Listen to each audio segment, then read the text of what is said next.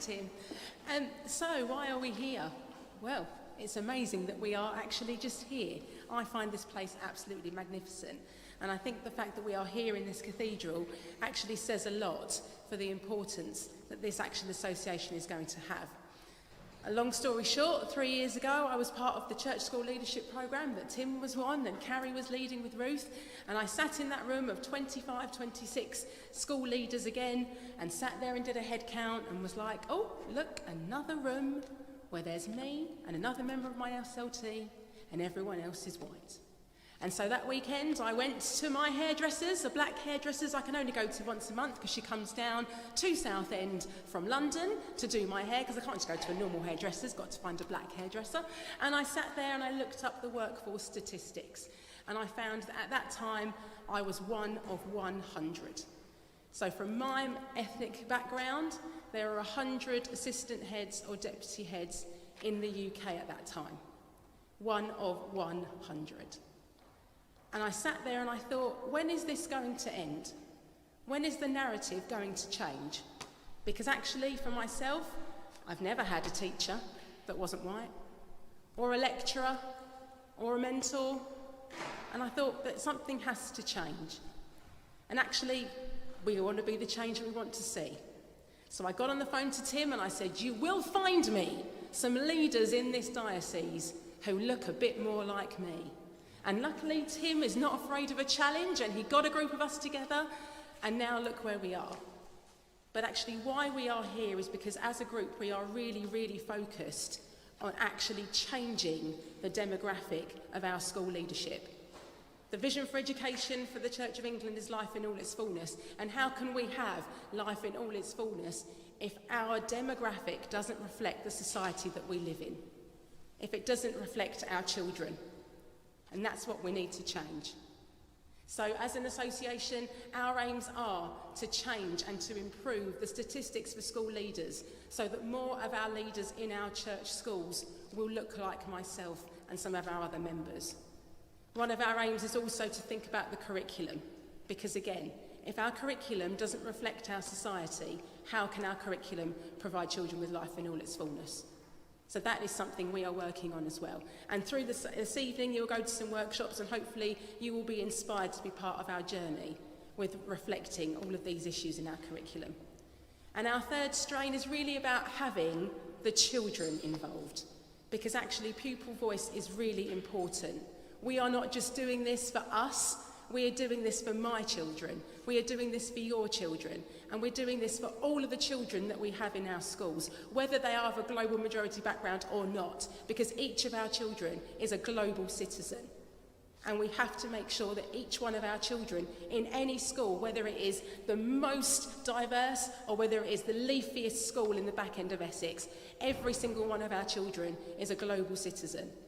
And we have to keep that in mind as we move forward. So that really is why we are here today. And that's really why we invite all of you to join our association in whatever way that comes. Whether it is through governance, whether that is through leadership, whether that is through being an educational professional. We are in this journey together, and it's important that we all work together to be the change that we want to see. And hopefully today this is the beginning of brilliant things going forward. Thank you.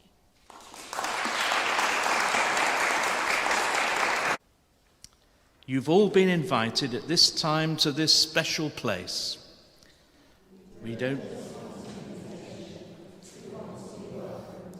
You are offered a special welcome to this place at this time.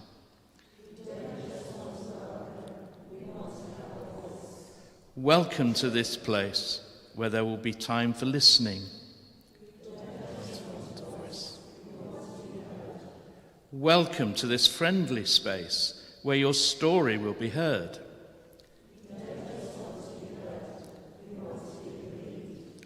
Welcome to this time and place where no one's truth is denied.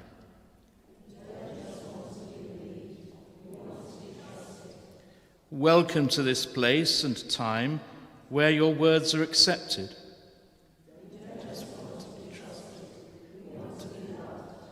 Welcome to this time and place where God's love embraces everyone.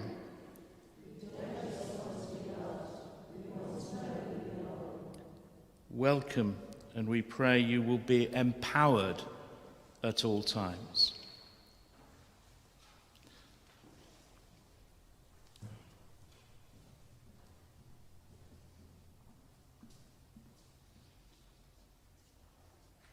The reading is taken from 1 John 4, 16b, 19 to 21. God is love. Whoever lives in love lives in God, and God in them. We love because he first loved us. Whoever claims to love God yet hates a brother or a sister is a liar. For whoever does not love their brother and sister whom they have seen cannot love God whom they have not seen. And he has given us this command: anyone who loves God must also love their brother and sister.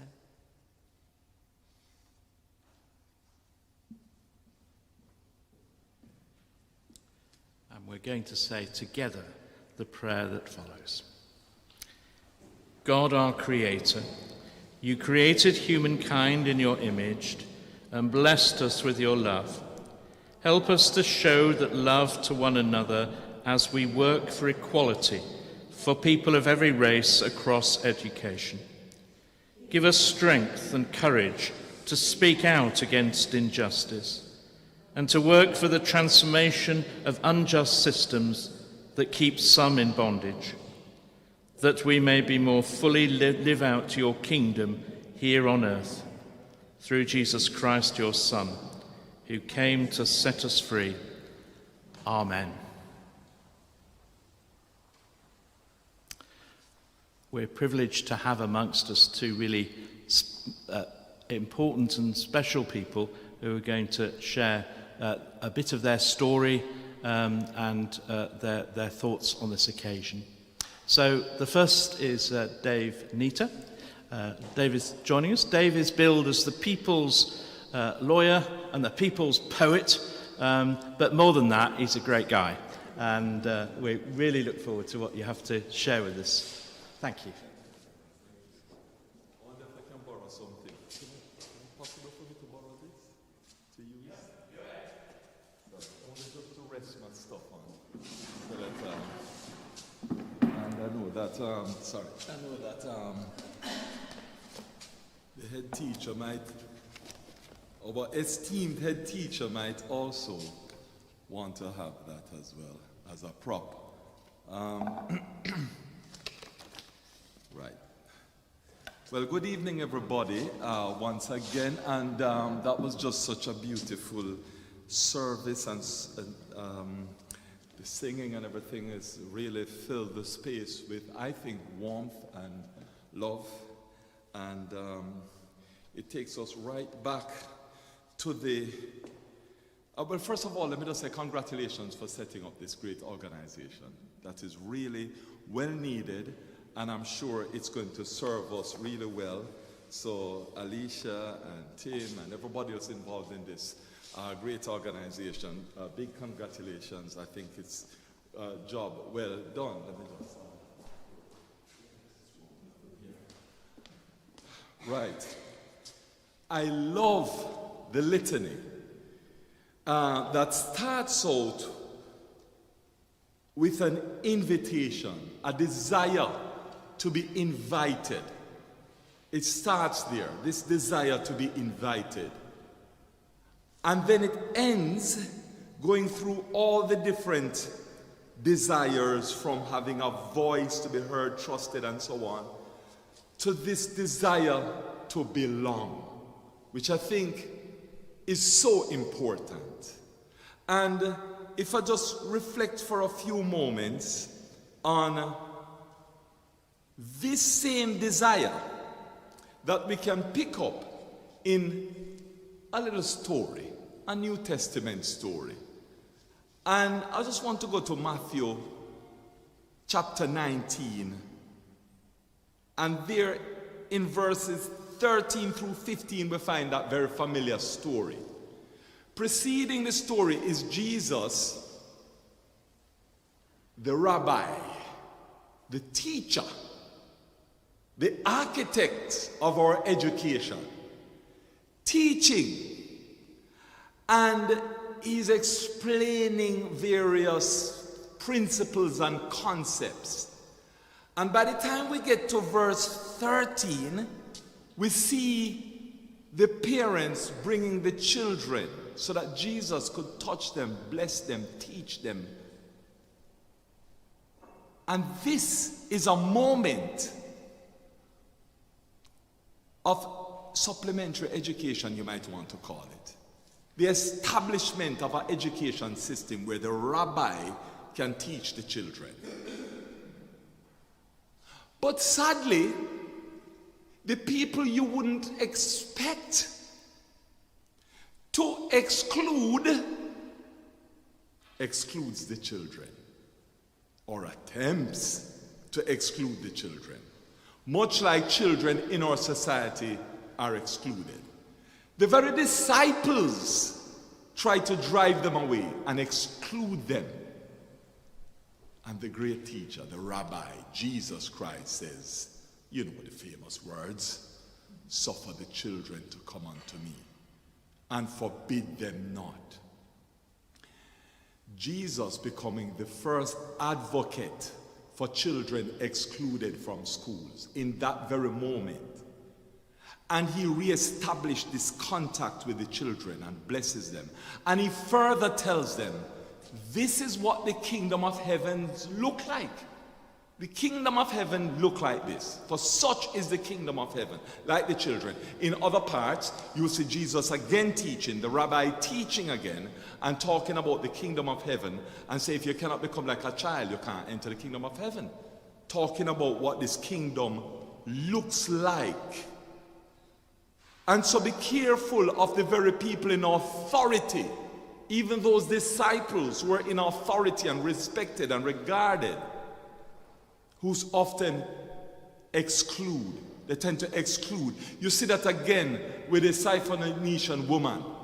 When she wanted just a little help from Jesus, and they tried to push her out and say, chase her from us, Jesus. She's bothering us.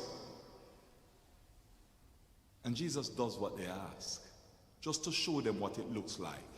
He says to that woman, he excludes her because he knows the strength of her character. And he says to her, my food is not for the dogs. And knowing the strength of her character and the feistiness and the resilience of that woman, and that she would have a comeback, she said, but even the dogs can get the crumbs from the table. And he uses that moment to show the disciples how awful and dreadful the business of exclusion is. And he said, in that very moment, her faith has made her own daughter heal. And she now becomes one of the great examples of someone having faith. The people who are rejected, all the people want is an invitation. But once they're there, they want to be loved. And they want to feel a sense of belonging. In our own nation, we have a history, we have a scandal of subnormal education. This was written about some more than 50 years ago. Policies by the government that would say to a child, because of where they come from, they're put in subnormal education. Because of their accents, they're excluded from the very best of our education system. And Jesus is saying, no, you should have the best. Suffer the children. Let them come unto me. Let them all come unto me. And you know, when Jesus was teaching, and just before he got to the point where he said, suffer the children to come unto me, just before he got to that point, he was talking to them about Moses. Moses today, who we know as the great liberator, the liberator of his people from oppression. It didn't start out like that. Moses didn't start out as the great liberator. He's an unwilling liberator. In fact, his very life was a threat from his birth. His life was a threat because of the color of his skin and his culture. And there was a decree set out that all the boys should be drowned. And his mother, Jochebed, she hid Moses for as long as she could. In the same way parents try to protect their children from the harsher realities of society for as long as they can. But you can only do that for so long. Children grow up. And at this point, he's growing up. And she decides, how can I give my child a chance? And the very medium that would put her child to death, that of drowning, God has a very amusing way to work. The very medium, the river Nile, she manages to get a little basket, weave it together, make it watertight, and put Moses in that little basket. Now that's hugely risky. In the same way, it's risky for many children to be in this society and in the education system. No wonder we had to have the Black Lives Matter movement some time ago, because it's risky just to be black and alive, just to be black and in school, going to a store, and so on. And it was risky for Moses. Even more risky to be put in this basket and placed in the river Nile. A river is a dangerous place. We know that very well. We live in a country where the capital is the capital because it congregates around a river, the River Thames. And the River Thames is no joke. We've heard so many stories of death in the River Thames. It's a dangerous place. The currents are strong. In the River Nile itself, there are cataracts, waterfalls. A baby flowing down is really at risk. What about alligators? Recent stories tell us that sharks are in the River Thames. So the river, it can be a dangerous place. And right now, our children are in dangerous places, just being in society.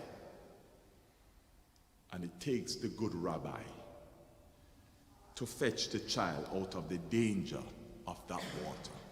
It takes an organization, a group of teachers, good head teachers, good teachers, teachers with a great attitude that loves all their students equally, that see the potential in all their students, to bail them out of the water, bail them out of that danger. And that's what happened with the daughter of the Pharaoh, who then raised Moses in her own culture. And imagine Miriam, the sister, who spots what's going on and arranges for her own mother to be the wet nurse while her child is growing up in another culture. Imagine all the parents who send their children off to this British educational school system and know that it can often be a dangerous place because the child can be misunderstood, undiagnosed for many beautiful things, many genius things, learning in a different way, but still having to trust that system.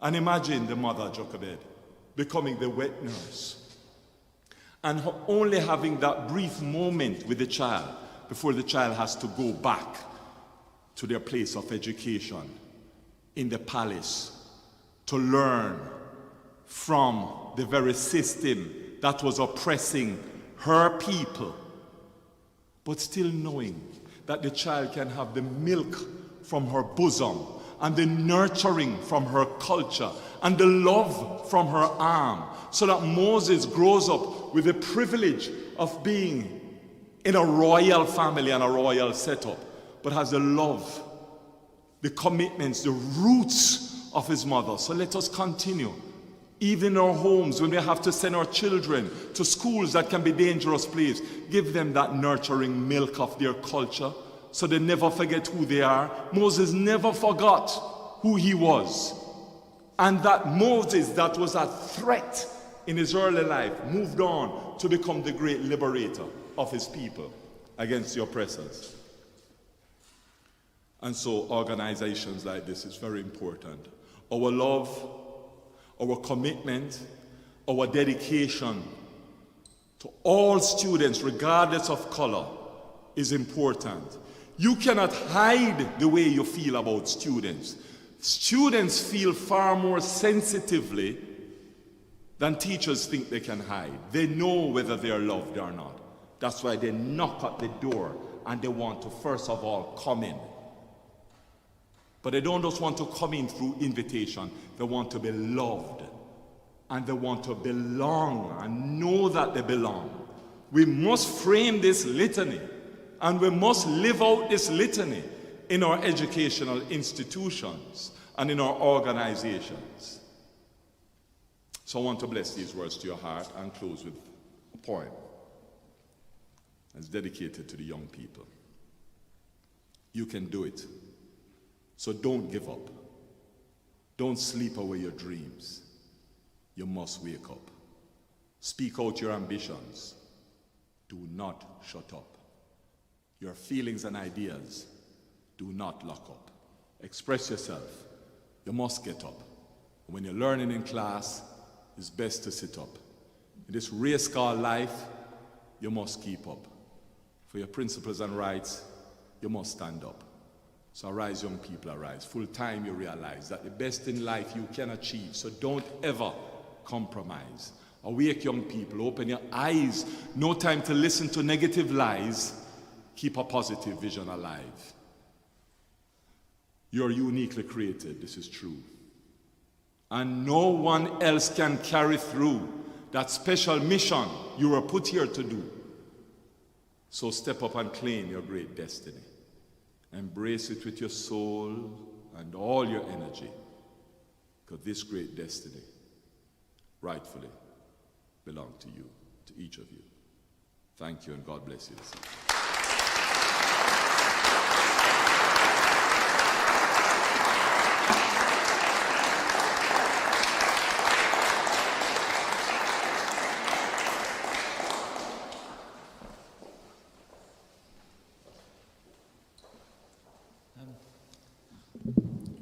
Some of us asked ourselves, I wonder who the first head teacher, black head teacher, was in Essex. So we did a bit of Googling around, and we came across the name of our next guest.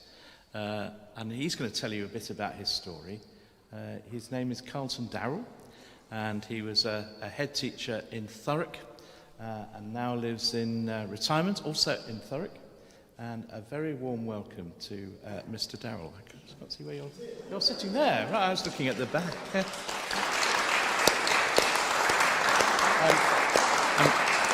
I'm sure he's too modest to draw attention to it, but the badge he's wearing is an MBE for his services to our nation. Thank you. Good evening, everyone. I would like to take you on a journey, my journey. 82 years of my journey is what I'm asked to do in 20 minutes. It's not a possibility, but we'll see where we go. I am a Bermudian. I'm from Bermuda. You've probably never heard of it. You probably wouldn't even find it on the map, because it's just a little dot in the Atlantic Ocean, in the Sargasso Sea, and its population is 60,000 people. You can imagine, just 60,000 people. And I was one of those 60,000 that was born in Bermuda 1939. So I'm a war baby. That's the Second World War that started in 1939. I went to elementary school in Bermuda.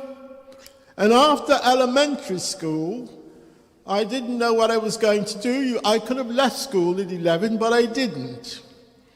My sisters persuaded me to do the entrance exam to the grammar school. I had 5 sisters, by the way, and I was the only brother and the younger brother.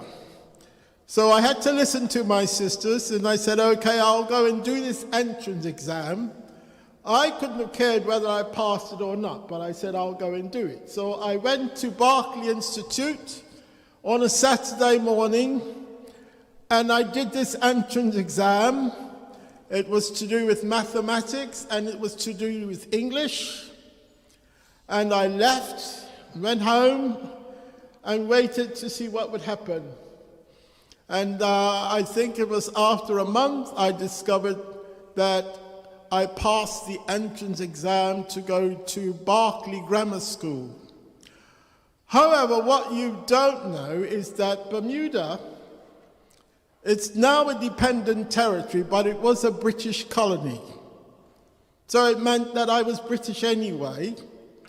However, what you don't know was that it was segregated. There was black and there was white.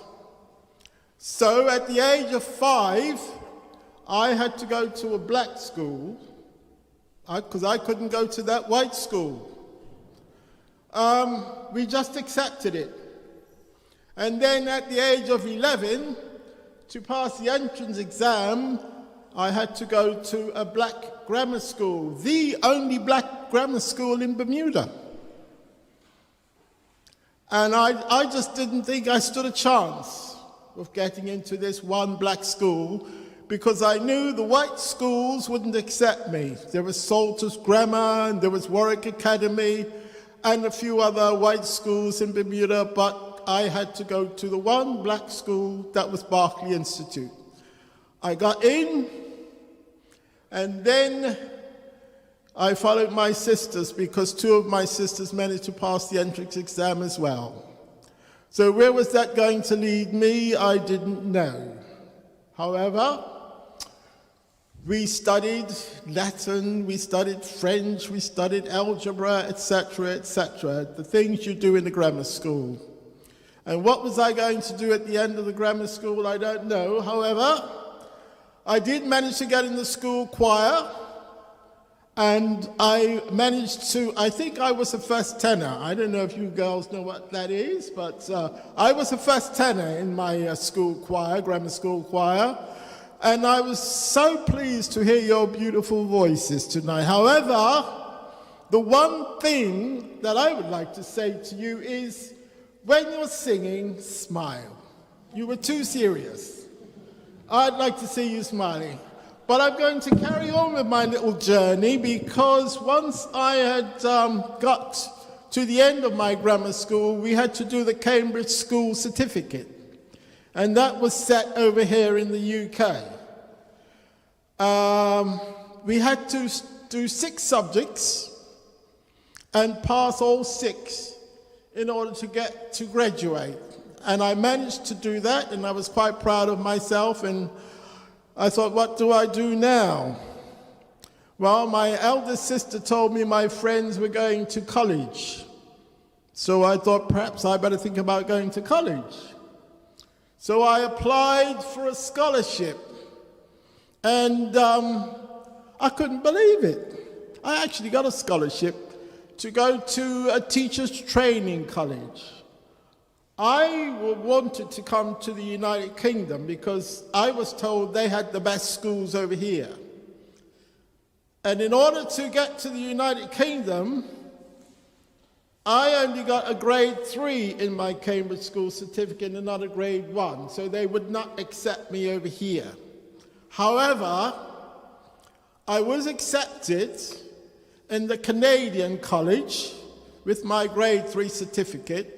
So I went to Ottawa Teachers College. Now, I had never left this little island. My little island is 20 square meters. Well, it's 21 square meters with the 60,000 people. And then I was going to this place called Canada, and Ottawa apparently was the capital city in Canada, and I was told it was way up north, so I better bring some warm clothes with me. What was it going to be like, leaving my little island and going to this place called Canada? I mean, I'd never left the island before. I could go swimming, I can go out on the boat with my father and go fishing with him, and now I'm going to be put on an aeroplane and sent to Canada. I had to get a passport, which we got, and I waved goodbye to my mother when I was 18 years old, because I was leaving the island and I wouldn't see her for quite a long time. All on my own, just imagine. However, I thought that might be a nice adventure for me, just to get off this little island and see what the rest of the world is like. So we went to Ottawa. I managed to find a room in the Young Men's Christian Association. They call them the YMCA. And I stayed there for 2 years while I was at Ottawa Teachers College. And come November, December, that was the first time I'd seen snow. I didn't know what snow was about. I was told that it would get so cold in that climate that we were staying in that I wouldn't be able to feel my ears, I wouldn't be able to feel my nose. And that was the truth. It was freezing cold. But we got through the winter. We got through 2 winters. And I managed to graduate from college. I went back to my little island of Bermuda. And then I thought, what do I do now? Become a teacher? No, I thought. I would like to do a bit more traveling. Because while I was in Bermuda, I had to actually work my way through college. And in order to do that, I found a job as a busboy in the hotel. Now, I told you that Bermuda was segregated. That meant that when I went to the cinema, I couldn't sit in the front seat at the cinema. I had to sit at the back of the cinema. That meant that I couldn't sit at the front of the bus, I had to sit at the back of the bus. It also meant that I couldn't stay in a hotel, but I could work in the hotel. So I worked in the hotel as a busboy. And that meant that all these rich Americans and Brits that were coming to Bermuda I would go around serving their water and helping the waitress bring the trays out. And then I graduated from a busboy to a waiter. And in actual fact, I discovered that was a pretty good job because I was meeting all these different people from all over the world and able to talk to them. I made quite a lot of money. I worked my way through college, and then I decided I would like to come to the mother country. That's England. I didn't know about Wales and I didn't know about Scotland. All I knew about was England. So I traveled via New York to London. And once I got to Heathrow Airport, I thought, okay, now I'll jump in a taxi and that will take me into London. So I jumped in a taxi, went into London, and I managed to find a bed and breakfast, which I stayed at. What was I to do after that? I needed to find a job. I needed to find a teaching post. So I went to County Hall in London and asked them if they had any jobs going, and they advised me to go to Birmingham. I had no clue where Birmingham was. All I knew was somewhere up in the middle of England. And I didn't want to be that far away. So I said, have you got anything closer, sort of near Heathrow Airport in case I want to get back on the plane and travel back to Bermuda? And funnily enough, I got a phone call one day to tell me that there was a post going at Tyrrell's Heath School, well, it was called Woodside School, in Thurrock, in Essex. So I managed to find out where Thurrock in Essex was, And I found out that I could travel from Fenchurch Street to Grays in the steam train. I'd never been on a steam train, so I got on the steam train, and I passed through one station, then another station, and another station. It must have been a whole hour before I got to Grays. And I thought, oh my God, this is a long way. However, I needed to find Woodside School. So I got off the train in Grays, walked down the high street. I didn't even know it was a high street then. And at the end of the high street was a police station. So I went into the police station and asked them if they could tell me where Grays School was, where Woodside School was. And they'd never heard of it. Then I went into the library. The librarians always know where some places are. I asked in the library, they didn't know where Woodside School was either. And the only thing I could do was to go back to London and try and find Woodside School the following Monday. So I managed to get a taxi the next time I travelled to Grays, and he was able to take me to Woodside. And guess what? You wouldn't believe this. But when I walked into the staff room at Woodside School, the head teacher introduced me to them, and there was a stunned silence. And I don't know what actually happened. They weren't expecting to see a black man, were they? They were expecting to see a white South African. And there I was, standing there, and all they could do was stare at me. So the head teacher, he was an emergency-trained head teacher in actual fact, and emergency-trained head teachers were soldiers who had come back from the war, and they trained to be teachers. And he was actually a sergeant in the war, so what we would call a disciplinarian, very strict. He took me to the classroom and left me there with these registers. There was a dinner register and there was an attendance register, and I was left to cope with that. I didn't have a clue what I was going to do, but I managed to get through the morning, and I discovered after a while that the reason why I couldn't find Woodside School was because it had changed its name from Tyrrell's Heath to Woodside, and that's why no one knew where it was. However, I was taken on as a probationary teacher. That means I would be on probation for a whole year, and I needed to pass that probation if I wanted to get on the staff permanently. Fortunately, I passed my probationary year. I became a permanent member of staff, and I stayed at Woodside School for 20 years. First of all, there was a junior school and there was an infant school, and I was put in the junior school.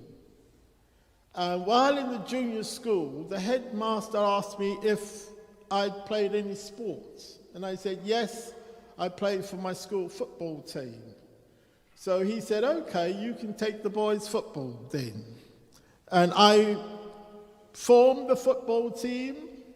I used to take the boys after school and coach them at football. And then after 3 years, I was given a post of special responsibility. That's a PSR for games. So that meant that I was in charge of all the sport in the school. God knows what I was going to do. However, I was told that I would organize matches for the footballers, I would organize school sports, and also I had the opportunity to arrange summer fetes. And because I had this post of special responsibility, I discovered that you need to be a jack of all trades, because the music teacher asked me if I could help her train the school choir. And because I thought I was pretty good at singing. Yes, I helped her train the school choir. And then we put on a Christmas concerts. And in order to put on a Christmas concert, I had to conduct a choir that I'd never done before, but I managed to do it and successfully became a good games teacher. I also asked if I could have a badminton court put in the school sports hall so that the staff and I could go and play badminton after school, perhaps on a Friday evening. And the headmaster gave me permission to have this badminton court marked out. We used to go in there on a Friday evening and we'd play our badminton and then we would go off home after that. And eventually I decided that I would try and teach this sport to young primary school children. And it was at that particular time I was told that if I tried to teach badminton to primary school children, I would be ruining it for the secondary school because they would have to teach the children properly, and all the mistakes that I might make with them and trying to take the sport because they didn't think they were capable of playing badminton. I thought, well, why can't they play badminton? It's only a racket and a shuttlecock that you're hitting over the net. So I became well, I thought I could prove these secondary teachers wrong in actual fact, and I did. I taught badminton for over 30 years. I discovered that I could start up a junior badminton club in the Thurrock area at that particular time because there was nothing for youngsters to do. So I managed to hire a secondary school hall on a Saturday morning in actual fact. And I used to take the children for badminton from 9 o'clock in the morning until midday, coaching them in this big sports hall with 4 courts, and they thoroughly enjoyed themselves. And I put it out to all the schools in the area if their youngsters wanted to learn badminton. And from then on, that's actually why I became such a good badminton coach, because the children loved it so much. In actual fact, I used to pass my children from Woodside School onto Darrel Secondary School.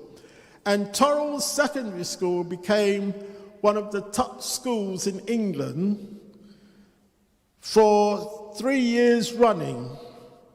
And I, in actual fact, was awarded a special I got a special award from Badminton England for the initiatives I took in that particular sport, because I've had players who've gone on to become international players.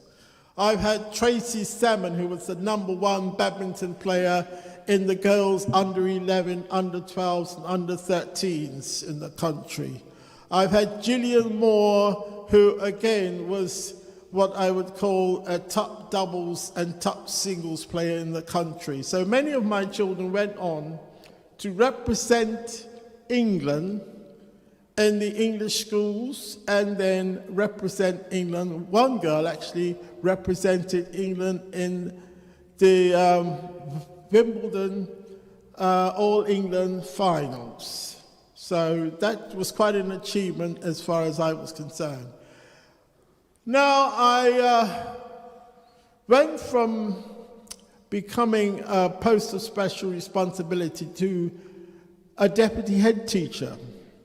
Now, as a deputy head teacher, my headmistress did not like sport at all, and she asked if I could take the assembly. So I used to run all the assemblies every day. And I used to help with hymn practice. I would be taking hymn practice with the whole school once a week. So I was more or less jack of all trades and master of none. What else can I tell you about my journey? How did I become head teacher? Well, after 20 years at Woodside School, I applied for the headship there when my headmistress retired. And I didn't stand a chance because the parents canvassed for me to get the headship, and they had broken the law, so I needed to find another school. And I discovered that there was a headship going at Chadwell St. Mary Primary School. I applied for the headship, and I was successful. And I was at Chadwell St. Mary Primary School as head teacher for another 15 years.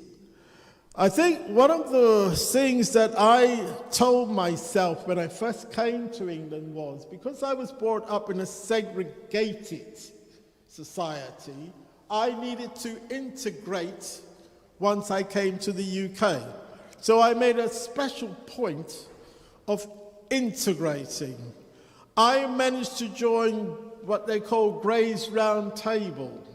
I was the headmaster proposed me actually to join Gray's Round Table, which was a group of business and professional men who met once a month on a fortnightly, they met on a fortnightly basis, and we had dinner in the evening, we had speakers coming in. I managed to go into the hospital and worked on the hospital radio. I helped run donkey derbies. I'd never seen donkey derbies before, but I helped to organize donkey derbies, and we used to raise money for charities. And I got to know the business people in the Thurrock area.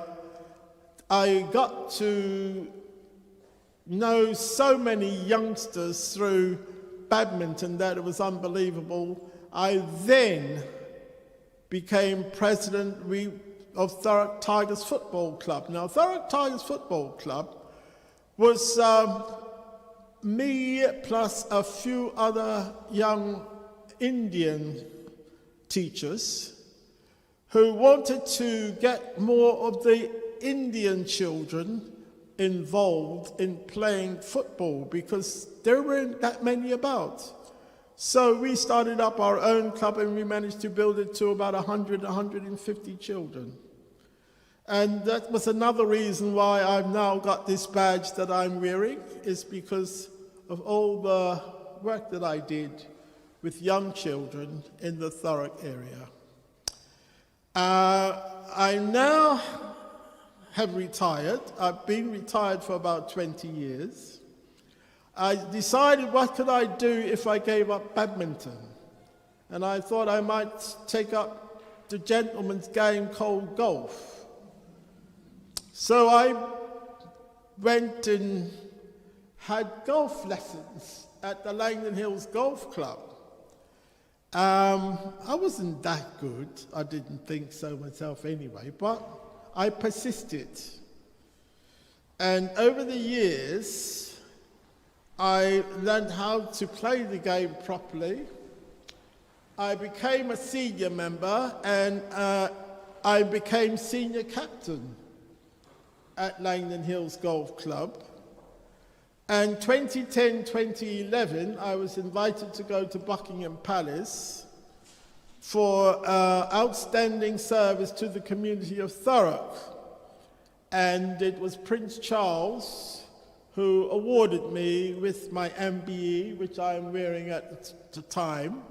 And he wanted to know what I was doing with this MBE, and I explained to him that I was working with young people in the Thurrock area, mainly with badminton, and he said I was to continue doing that for as long as I possibly can. And I said, thank you very much, sir, and walked away. I've got this badge here. It's a special badge with ESBA on it. It's Essex Schools Badminton Association.